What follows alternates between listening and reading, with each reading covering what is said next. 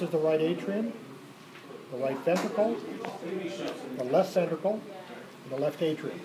Okay. Remember, the atria are relatively thin walls because all they're doing is receiving blood, returning from the body, and channeling into the corresponding ventricle. So the right atrium goes to the right ventricle, the left atrium into the left ventricle.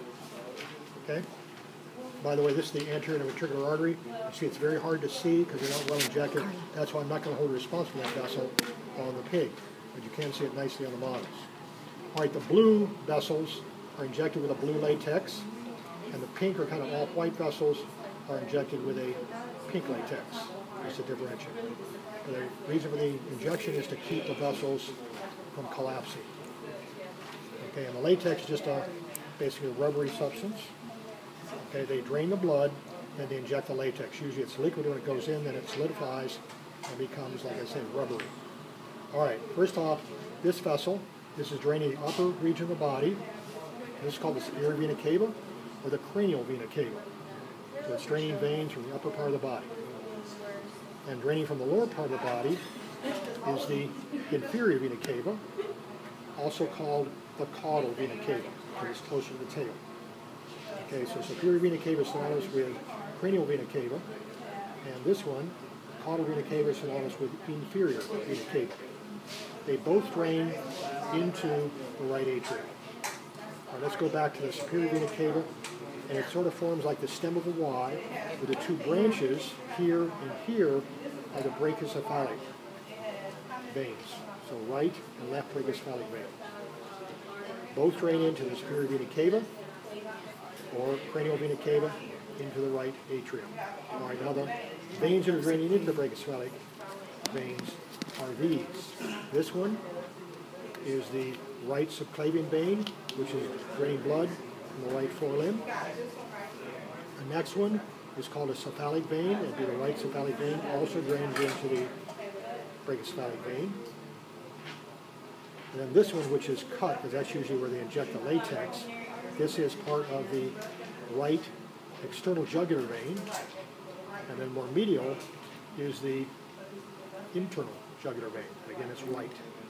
Okay, so right subclavian vein, right cephalic vein, right external jugular, it's usually cut, and then the right internal jugular vein. All drain into the right brachiocephalic vein, which in turn drains into the superior vena cava. Same thing on the left side, just roughly a mirror image of the right. First vessel is just cut here. This is the left internal jugular vein, which again drains into the brachiocephalic vein. The left external jugular vein also drains into the brachiocephalic vein.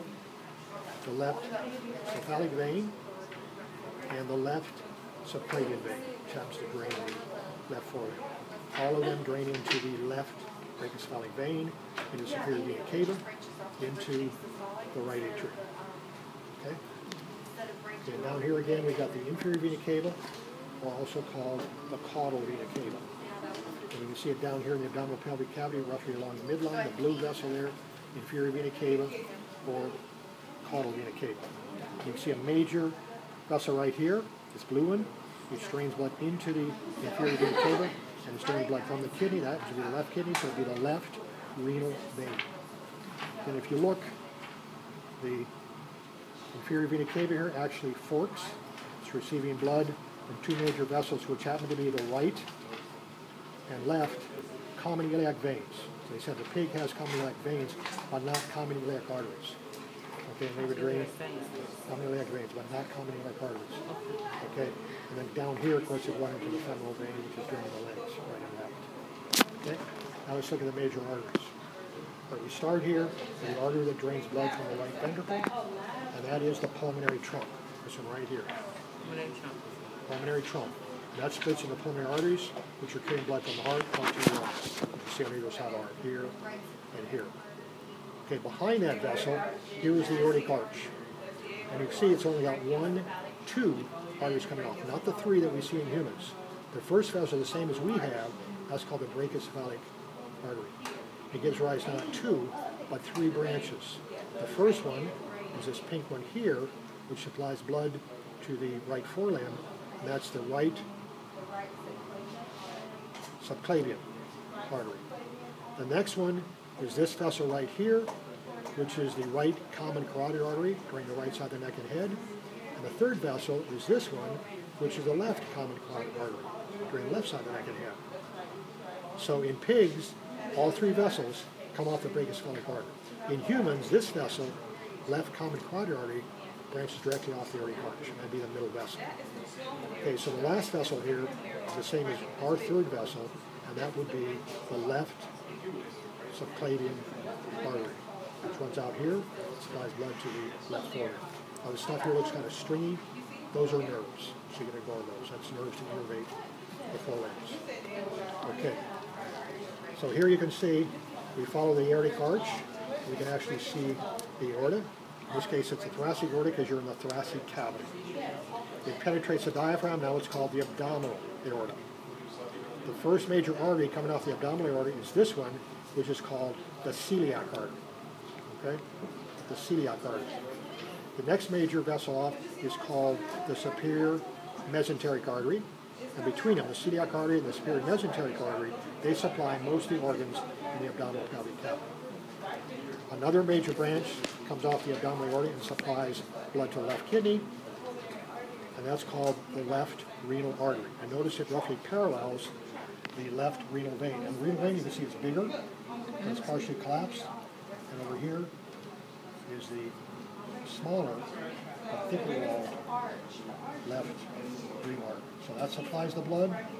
The left renal vein drains the blood. Okay? And we go down here. You look now, you can see there are several branches, actually three. The first ones, the most lateral, are these thin vessels here, and these are called gonadal arteries, which you may ignore because they're not on your list. They supply the sex organs. Okay? As we go more medial, the next branch will be this one and this one. Not the thin one, but the thick one behind it. Those are, you'd think, the common iliac arteries, but instead they're the external iliac arteries. They run right down here, okay, and eventually go into leg as the femoral artery, both on both the right and left side. The medial fork here are the umbilical arteries, here and here. So that'd be the right umbilical artery, that'd be the left umbilical artery. And they carry blood from the fetus via the umbilical cord right up to the placenta. And they run right along the sac-like structure, which becomes the urinary bladder. So that'd be the left umbilical artery. And over here on the other side, we have the right umbilical artery. And right here, and again, right along the side of what becomes the urinary bladder. Okay, then returning blood from the placenta in a highly oxygenated state is a single umbilical vein. That's what this is. And it runs, you can see, into the liver. Here's the other end of it. So here's another exception.